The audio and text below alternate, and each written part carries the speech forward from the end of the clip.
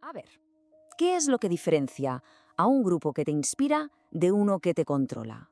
A veces la línea que los separa es increíblemente fina.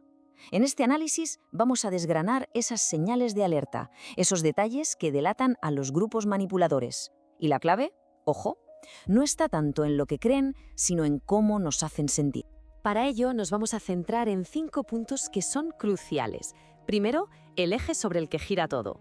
Después, veremos esa delgada línea entre seguridad y control, entre crecimiento y estancamiento y entre un sentimiento de pertenencia real y el aislamiento. Y para terminar, la figura del líder, que es fundamental. Vamos con el primer punto. Todo grupo, toda enseñanza, tiene como un eje emocional, una idea central sobre la que pivota todo lo demás. Y entender bien cuál es ese eje es el primer paso, el fundamental, para saber si se está en un lugar sano o en uno, digamos, un poco más peligroso. Y aquí está la gran distinción. Una enseñanza sana se mueve en lo que llamamos el eje tristeza-amor. ¿Qué significa esto? Pues que nos permite conectar con nuestra propia vulnerabilidad para crecer desde ahí. En cambio, un sistema de control funciona completamente diferente. Opera desde el orgullo y el miedo. El líder es perfecto, infalible, y el mundo exterior es una amenaza constante. Esta, de verdad, es la diferencia fundamental sobre la que se construye todo lo demás. Vale, segundo punto.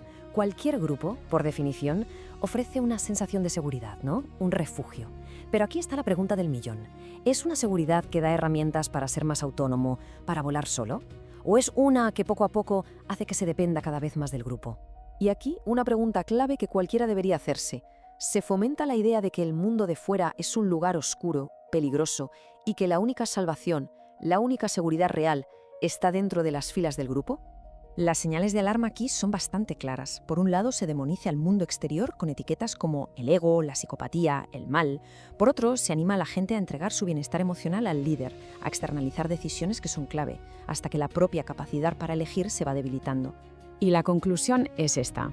Si el miedo es lo que ata, si infantiliza o impide que una persona tome las riendas de su propia vida, entonces no estamos hablando de protección, eso es control. La verdadera seguridad siempre, siempre impulsa la autonomía. Pasemos al siguiente punto, el crecimiento personal. Se supone que un grupo sano tiene que ser como un catalizador para nuestro desarrollo, ¿verdad? Pero, ¿qué pasa cuando, en lugar de impulsar, lo que hace es estancar? Hay que fijarse en cómo se gestionan las dudas dentro del grupo. A ver, plantear una pregunta se interpreta como una traición, quizá como un ataque personal al líder, o tal vez como una señal de que espiritualmente se está retrocediendo. Las banderas rojas aquí son inconfundibles. Primero, dudar es traicionar. Segundo, la experiencia personal de cada uno queda invalidada si no encaja con la del líder. Tercero, la humillación pública se disfraza de lección o de herramienta de enseñanza. Y cuarto, el valor de una persona depende, por completo, de la aprobación de esa figura de autoridad. La idea de fondo es muy simple, pero potentísima. Allí donde no se permite dudar, es imposible que haya un crecimiento real. El desarrollo auténtico necesita libertad para cuestionar, para revisar las cosas y para integrar las propias experiencias. Bien, hablemos ahora de la conexión. Todos necesitamos sentir que pertenecemos a algo. Es una necesidad humana básica. Pero claro, hay un mundo de diferencia entre una pertenencia que nos enriquece y nos abre y una que por el contrario nos aísla de todo lo demás. Pensemos un momento en esto. ¿Alguna vez, desde el grupo, se ha sugerido que las personas más cercanas de fuera, la familia, la pareja, los amigos de toda la vida, son tóxicas o una mala influencia? Bueno, pues estas son tácticas de aislamiento de manual. Primero, se etiqueta a los seres queridos como un problema. Después, se anima, o incluso se exige, a cortar esos lazos. Y así, poco a poco, se va creando una dinámica en la que el grupo se convierte en la única fuente de amor y de validación que queda. La diferencia es brutal.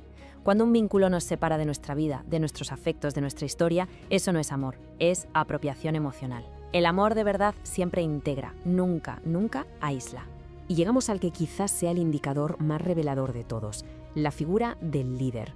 En concreto, ese tipo de líder que se presenta como alguien infalible, como si estuviera por encima de la experiencia humana normal. Este tipo de afirmaciones, ya sean directas o más sutiles, son una señal de alarma gigantesca. Por ejemplo, la primera, yo ya no enfermo. La segunda, que es todavía más contundente, yo no me equivoco. Y la tercera, que lo que busca es establecer una jerarquía que es de por sí inalcanzable, Estoy en otro plano de conciencia.